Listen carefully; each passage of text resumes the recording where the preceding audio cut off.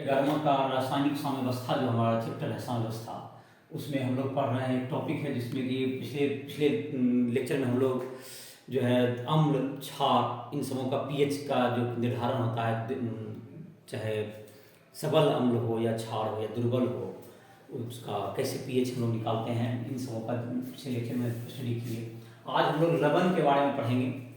लवण का जल अपघटन कैसे होगा, उसी के साथ बफर विलयन क्या होता है, अल्प लवण, अल्प विलय लवण जो है जब साम्यावस्था में अपने आ जाता है, किस प्रकार उसका जल अपघटन होता है, इन सबों का चर्चा आज के लेक्चर में हम लोग करेंगे।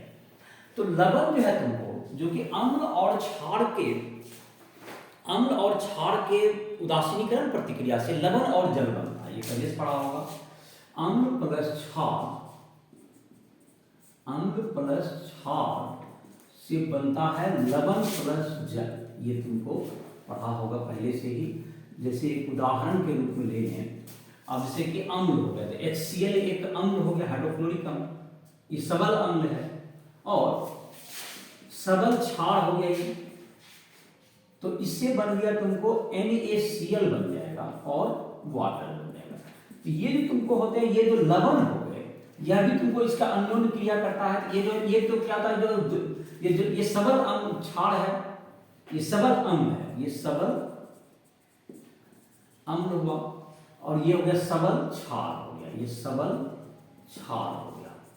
तो ये जो तुमको बना NaCl, इसके Na+ को कहते हैं हम लोग क्षारीय मूलक कहते हैं, मैंने Na+ हो गया क्षारीय मूलक, Cl- अम्लीय मूलक। तो दोनों सबल हो गया, इसका सबल अम्लीय एवं सबल क्षारीय मूलक के लवण। ये क्या हो गया तुमको, सबल अम्लीय तथा सबल क्षारीय मूलक के लवण हो गए। लवण तो हुआ है, किस तरह का हुआ है, दोनों सबल है। Na+ को क्षारीय मूलक जो क्षार से आता है, और Cl- को अम्लीय मूलक है। फिर इसी तरह से हम लोग दुर्बल भी हो सकता है। अब जैसे एक को दुर्बल कर सकते हैं, एक को, तो ये जो तुम्हारा होता है, इसका जल अपघटन नहीं होता। ये जो तुम्हारा होता है, ये पूरी तरह जल में जल योजन होता है, ये पूरी तरह हट जाता है, इसलिए इसका जल अपघटन नहीं होता है। इसका जल अपघटन नहीं होता है, तो इसका लिख देते हैं सबल अम्लीय तथा सबल क्षारीय मूलकों वाले लवण का जल अपघटन नहीं होता है, अतः इसका pH, अतः इसका विलयन उदासीन होता है, इसका विलयन उदासीन होता है। और उदासीन विलयन का pH कितना होता है, pH बराबर 7 हो जाएगा, इसका pH इसका 7 हो जाएगा। एक इस तरह का विलयन हो गया अम्ल प्लस क्षार से, ये लवण हो गया। अब जैसे कि दूसरा तरह का बनेगा, जिसमें कि एक जैसे कि तुमको है NH4Cl, जैसे NH4Cl एक ये लवण है, तो NH4Cl, तो ये जो टूटेगा, एक क्वेश्चन जब देंगे, तो ये तुमको ये भी लवण है, जिसमें कि ये तुमको दुर्बल भी है, ये दुर्बल है और ये सबल है। ये दुर्बल है, ये तुमको NH4OH जो होता है दुर्बल क्षार या मूलक, दुर्बल क्षारीय मूलक, और सबल अम्लीय मूलक। तो ये जो टूटेगा, तो ये बन जाएगा NH4 प्लस Cl-, और ये तो तुमको इसका तो इंटरेक्शन होगा नहीं। अब देखो ये तुमको क्या होगा, तो ये NH4 plus H2O, NH4 plus H2O, तो इससे क्या बन जाएगा, NH4OH प्लस H+। तो इसमें H+ आयन ज्यादा होगा। इसमें ये पता चल रहा है कि ये जो साम्यावस्था में आ जाएगा, ये दुर्बल क्षार है, ये दुर्बल क्षारक बन गया, ये तो पूरी तरह टूटेगा नहीं, तो ये तुमको H+ इसका ज्यादा रहेगा, H+ का साथ इसका जो pH होगा अम्लीय प्रकृति में जाएगा। इसका दुर्बल होता है, इसका जलीय विलयन क्या होगा, इसका जलीय विलयन क्या हो गया, अम्लीय होगा, और pH <7, अम्लीय विलयन का pH <7। तो ये तुमको किस तरह का मूलक हुआ, ये हुआ तुमको जिसमें कि दुर्बल है क्षारीय मूलक और सबल है अम्लीय मूलक। जो सबल रहेगा उसके अनुसार हुआ, जो दोनों सबल है इसमें पीएच 7 हो जाएगा। तो इसमें जो दुर्बल है जो सबल है उसके अकॉर्डिंग लिया, अगर चाहो तो इसको नंबरिंग भी कर सकते हो, इसको 2 नंबर कर दो इसको NH4 वाला को, ये 2 नंबर टाइप का दूसरा टाइप का लवण हो गया। और ये NaOH वाला क्या होगा तुमको, एक ये पहला टाइप का लवण हो गया। 2 तरह का लवण का बात की जिसमें दोनों सबल था इसमें एक जो है तुम्हारा क्षारीय वाला दुर्बल था। तो और फिर अगला का चर्चा करते हैं जिसमें कि उसको कर देंगे।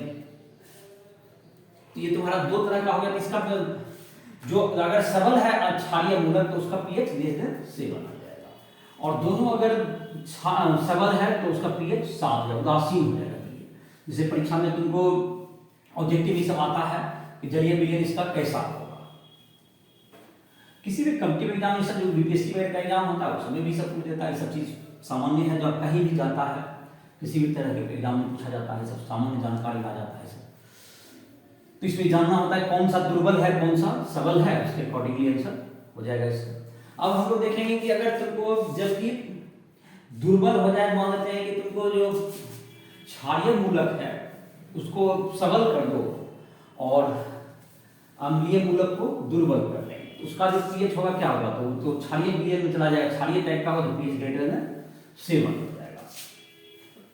तो उसका पीएच ग्रेटर देन 7 हो जाएगा। तीसरा तरह का वो लवण हो सकता है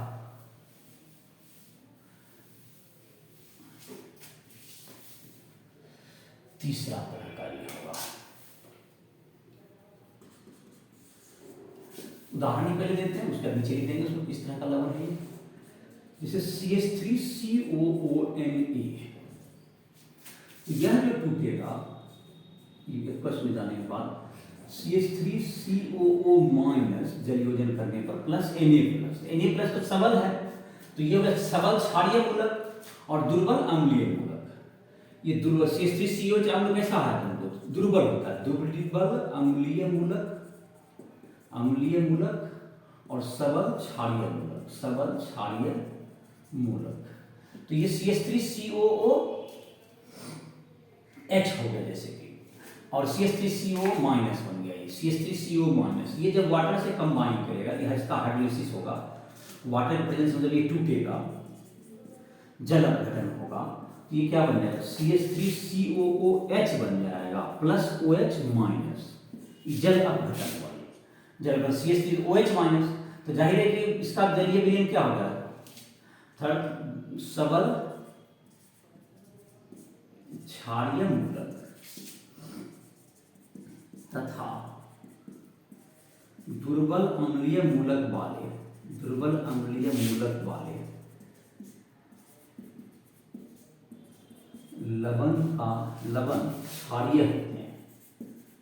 लवण क्षारीय होते हैं।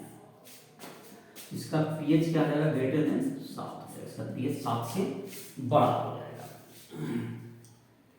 अब अगर दोनों क्या होगा, दुर्बल हो जाए, चौथा नंबर दोनों दुर्बल हो जाए, जैसे कि तुमको CH3COO इधर ले लेते हैं और इसका दुर्बल था NH4+, तो इसमें क्या होगा, दोनों का जल अपघटन होगा। जब जल अपघटन होगा तो ये तुमको अगले स्टेप में लिख लो, इसको 3 स्टेप इसको कर दो, CH3COO माइनस प्लस NH4+, ये क्या होगा, दोनों दुर्बल है, दुर्बल अम्लीय एवं क्षारीय, दुर्बल क्षारीय मूलक के लवण है, तो दोनों हाइड्रोलिसिस होगा।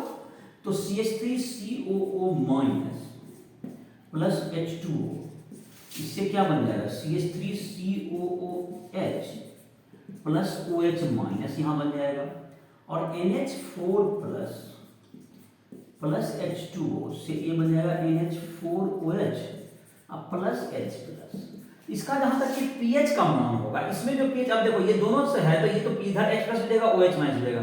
इसका जो पीएच का मान होता है, इसका पीएच ये Ka और Kb पर वैल्यू डिपेंड करेगा। इसका पीएच होगा 7 प्लस हाफ pKa, जो कि St का होता है, यहाँ हो गया माइनस pKb, इस पर डिपेंड करेगा। इस फॉर्मूला से इसका निकाला जा सकता है, साधारण पर निर्भर नहीं करता है। ये तुमको दुर्बल किसका था, इस पर एक उदाहरण भी दिया हुआ, इस फॉर्मूला बैठाने के लिए पीएच का। इसका जो पीएच का जो है हम लोग जैसे कैलकुलेशन करते हैं उसके आधार पर निकाल सकते हैं। और इन जो इसका जो डेरिवेशन है इन सबों का, इसका वैल्यू का, इसका पीएच कितना होगा, तो इस तुम्हारे बुक में नहीं दिया हुआ, इसलिए इस लेक्चर में तो उसको शामिल नहीं कर रहे हैं। लेकिन अगर जो स्टूडेंट जानना चाहेगा इसका पीएच का कैसे डेरिवेशन होता है, तो जो हमारा इंग्लिश का जो लेक्चर है तुमको इक्विलिब्रियम अध्याय का क्लास 11 का जो कि प्ले लिस्ट में देखता होगा, तो उसमें तुमको मिल जाएगा, इसका डेरिवेशन भी मिल जाएगा, तो वहाँ खोल के तुम इसका डेरिवेशन भी पढ़ सकते हो। सभी का पीएच चारों तरह के लवण का सबका पीएच का डेरिवेशन, तीनों का मतलब पीएच का डेरिवेशन किया गया है। पहला का खैर वो उदासीन होता ही है, उसमें कोई बात नहीं है, तो उसका डिटेल में तुमको उसके लेक्चर में बताया गया है। तो अभी इसमें उसको शामिल नहीं कर रहे हैं डेरिवेशन को, क्योंकि बुक में तुम्हारा दिया हुआ नहीं है, उसमें डेरिवेशन किया हुआ, जो ज़्यादा जानकारी के लिए चाहेगा तो हाँ उसको पढ़ सकता है। तो दूसरा है तुमको अभी है एक उदाहरण है, पढ़ दो। उदाहरण क्या है? एसिटिक अम्ल का pKa तथा अमोनिया हाइड्रोक्साइड का pKb क्रमशः 4.76 और 4.75 है। अमोनियम एसीटेट विलयन की पीएच की गणना कीजिए। तो इधर सूत्र पर ही है, डायरेक्ट बैठा देते हैं। क्वेश्चन नंबर कितना है? 25 नंबर क्वेश्चन है, साम्यावस्था अध्याय का 25 नंबर क्वेश्चन बता रहे हैं।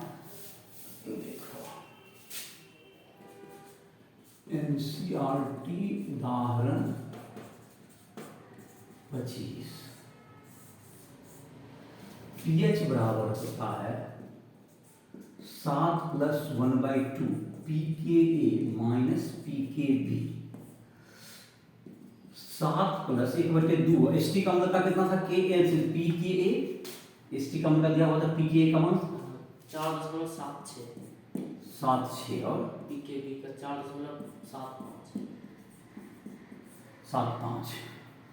तो ये होगा 7 + 1/2 गुना 0.01, तो 7.005 कितना होता है?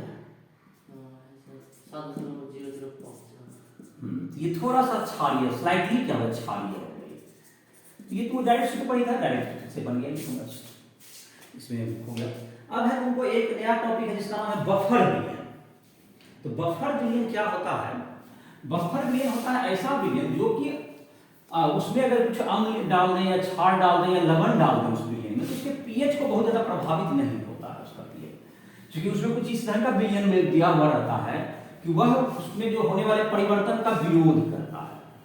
तो जो बफर विलयन होते हैं वह दुर्बल अम्ल या लवण होते हैं उसमें, या दुर्बल क्षार या लवण के जो मिश्रण होते हैं वह बफर विलयन का निर्माण करते हैं।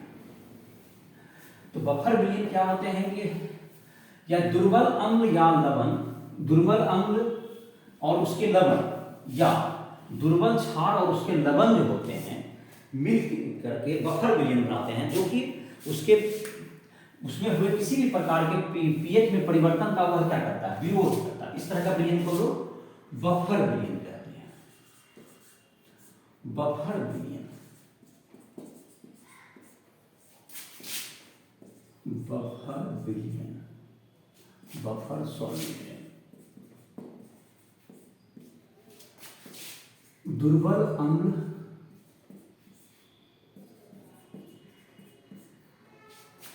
एवं उसके लवण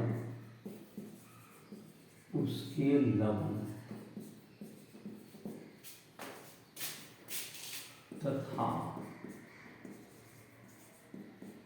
दुर्बल क्षार एवं उसके लवण बफर विलयन का निर्माण करते हैं। बफर विलयन का निर्माण करते हैं।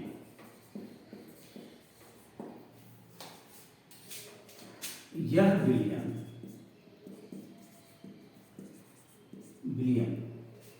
अपने पीएच में हुए परिवर्तन का, अपने पीएच में किए जाने वाले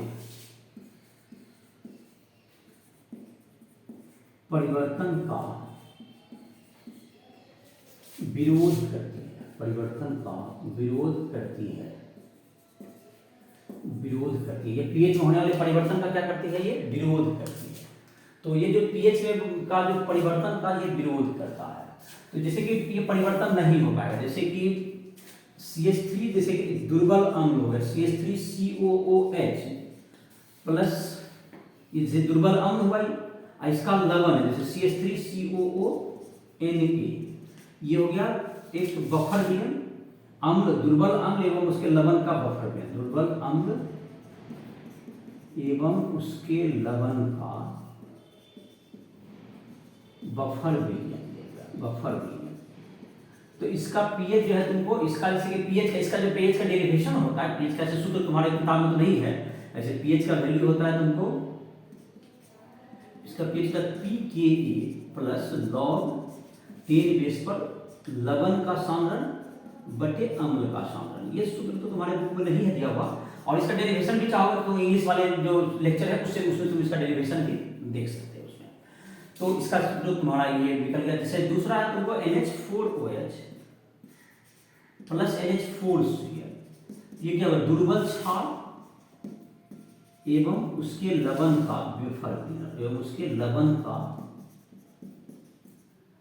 बफर विलयन।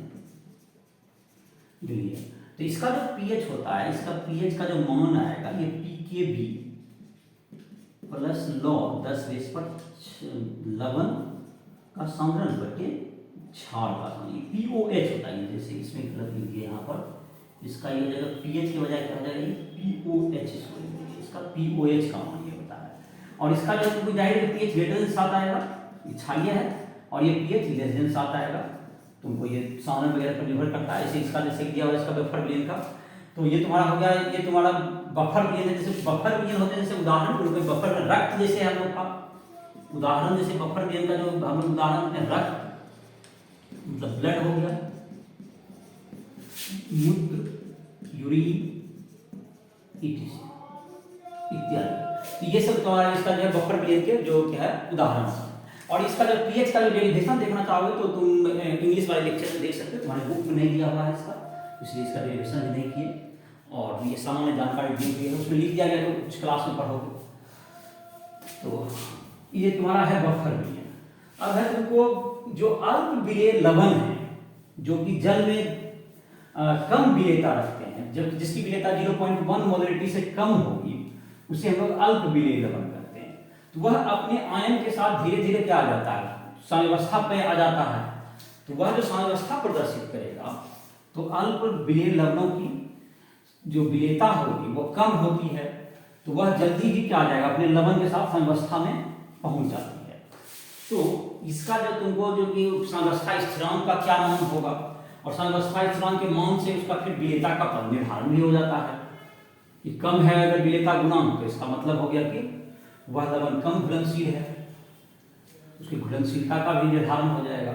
और उसके जो विलेयता का कैसे निकाला जाता है विलेयता गुणांक से, उससे जुड़ा हुआ कुछ प्रश्न भी लेंगे इसमें। तो ये तुम्हारा इस चैप्टर का लास्ट टॉपिक है, अल्प विलेय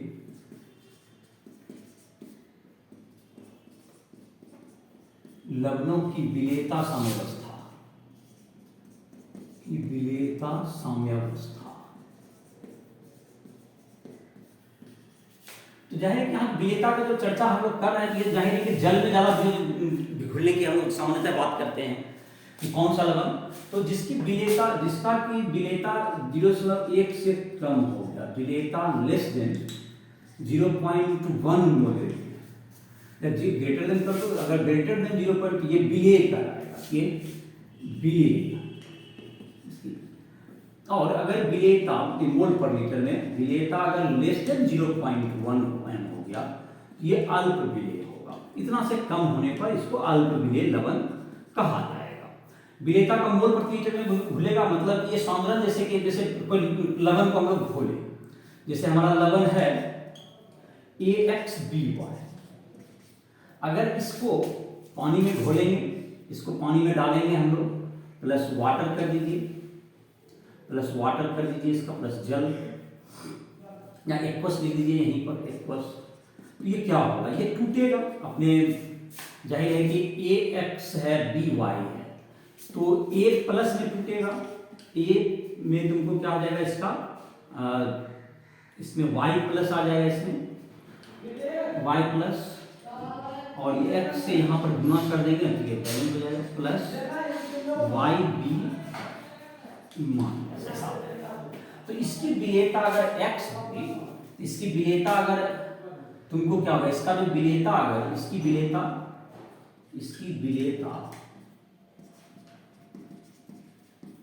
S मोल प्रति लीटर हो, S मोल प्रति लीटर हो, तो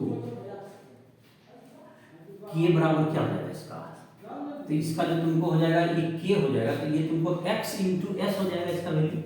यहाँ पर x से गुना होती है क्या हो जाएगा x इंटू एस, और ये हो जाएगा y इंटू एस हो जाएगा इसका, x इंटू एस इसका y इंटू एस। अब जहाँ तक कि इसका जो तुमको है K बराबर क्या लिखेंगे हम लोग, तो A का जो है तुमको इसका x पावर जो गुना रहता है तो पावर डालते हो, B इसमें y पावर, अब बटे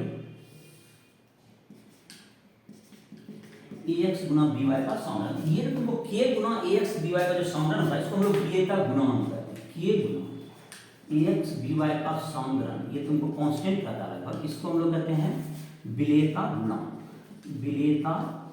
गुणन, दैट इज KSP, इसको कहते हैं सॉल्युबिलिटी प्रोडक्ट, विलेयता गुणन।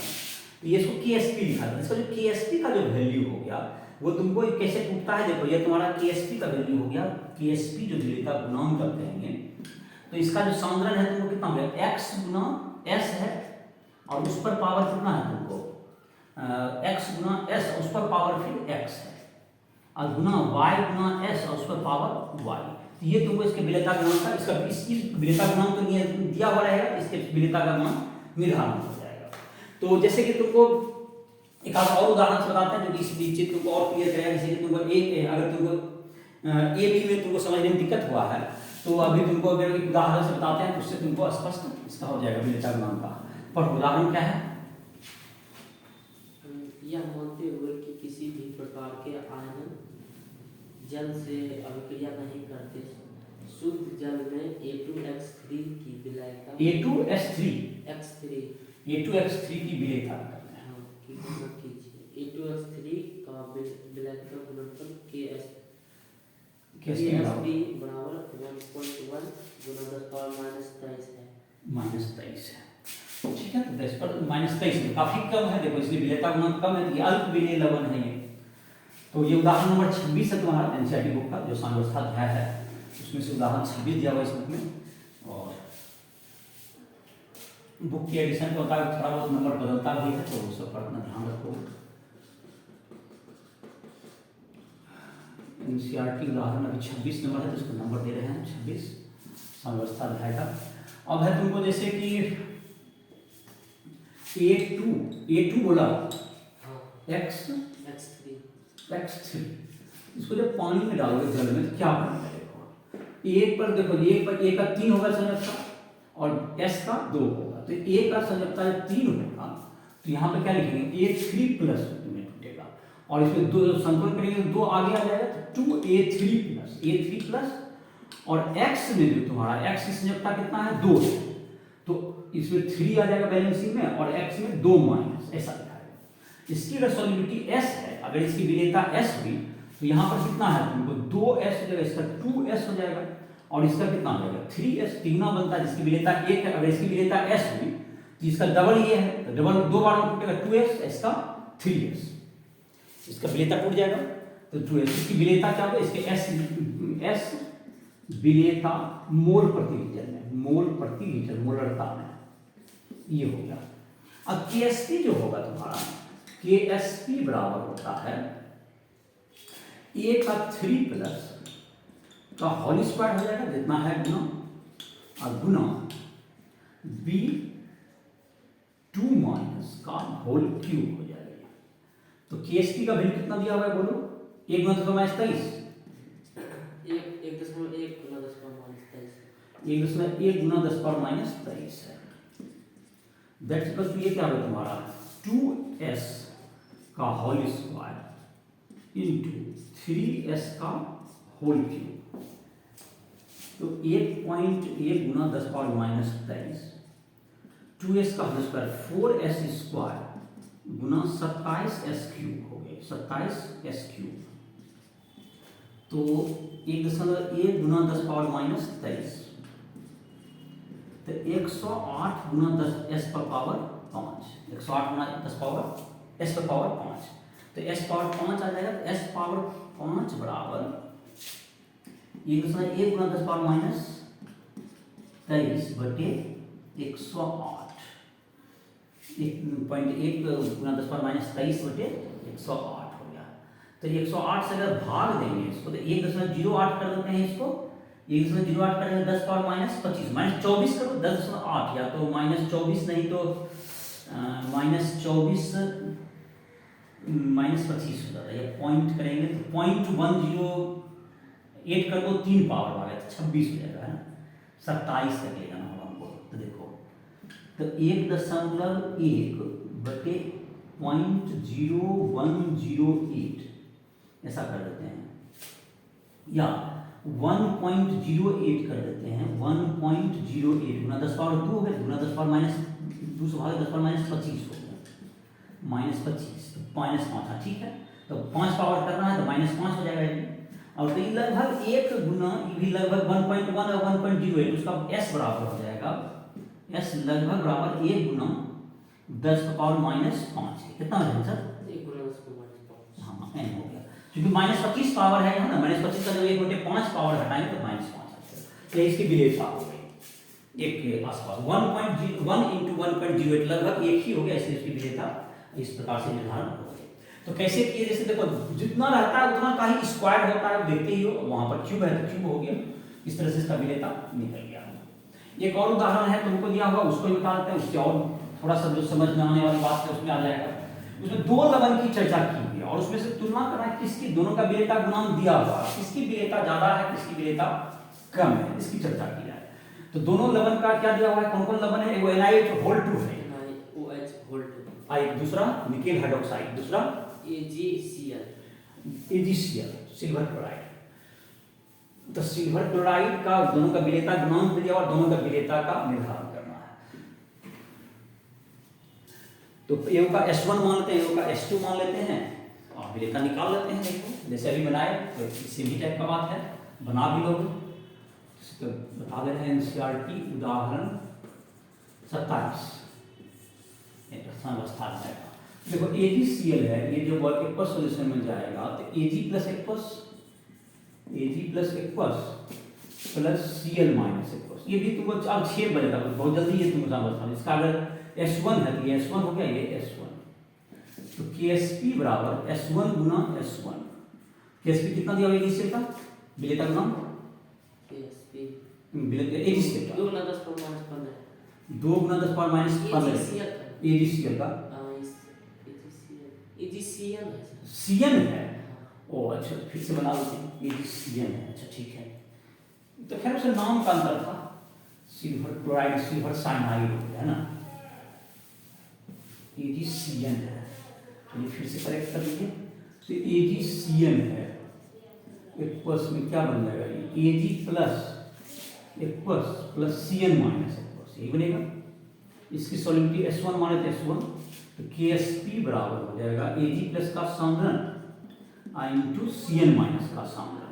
बोलो KSP कितना है, AgCl का 2 गुना 10 पावर माइनस 17, 2 गुना 10 पावर माइनस 17, 6 गुना 10 पावर माइनस 17, 6 गुना 10 पावर माइनस 17 बराबर S1 गुना S1, S1 बराबर रूट अंडर 6 गुना 10 पावर माइनस 17 है ना, 6 गुना 10 पावर माइनस 17, तो इसको 6 है तो इसको 60 कर लो, 60 गुना 10 पावर माइनस 18 हो जाएगा, रूट अंडर 60 गुना 10 पावर माइनस 18, तो 60 का वर्गमूल लगभग हो गया तुमको 60 का वर्गमूल हो गया तुमको 60 है, तो 7.8 गुना 10 पावर माइनस 9 कितना आंसर, इसका कितना दिया 7.8 गुना 10 पावर माइनस 9 है। इसका छाड़ दिया होगा विलेयता कहीं निकाला होगा, चलो इसका मान AgCl का यही आ गया विलेयता का। अब दूसरा कौन सा लवण है,